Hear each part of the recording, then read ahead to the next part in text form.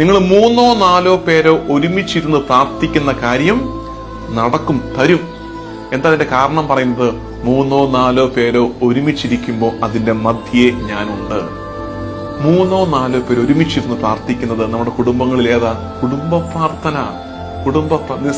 ഇപ്പോഴത്തെ ഏറ്റവും വലിയ സങ്കടം എന്താന്ന് വെച്ചാല് 3-4 പേര് പ്രാർത്ഥിക്കുന്നുണ്ട്, പക്ഷെ ഒരുമിച്ചല്ല. എല്ലാവരും ഒറ്റയ്ക്കൊറ്റയ്ക്ക് പ്രാർത്ഥനക്കാരായിരിക്കുക. ഒറ്റയ്ക്കൊറ്റയ്ക്ക് സ്വർഗത്തിൽ പോകാൻ നോക്കുക. അമ്മ അമ്മയുടെ വഴിക്കൊരു പ്രാർത്ഥന, അപ്പൻ അപ്പന്റെ വഴിക്കൊരു പ്രാർത്ഥന, കുഞ്ഞുങ്ങളുടെ വഴിക്കൊരു പ്രാർത്ഥന ഉണ്ടെങ്കിൽ കൊള്ളാം. ഒരുമിച്ചൊരു പ്രാർത്ഥനയില്ല. 3-4 പേര് ഒരുമിച്ച് എന്റെ സന്നിധിയിൽ ചോദിക്കുന്ന കാര്യം സാധിച്ചു തരും. കാരണം അങ്ങനെ കൂട്ടായ്മയിൽ ദൈവമുണ്ട്. അത് കർത്താവിന്റെ ആഗ്രഹമല്ലേ, അവരൊന്നായിരിക്കണമെന്നുള്ളത്.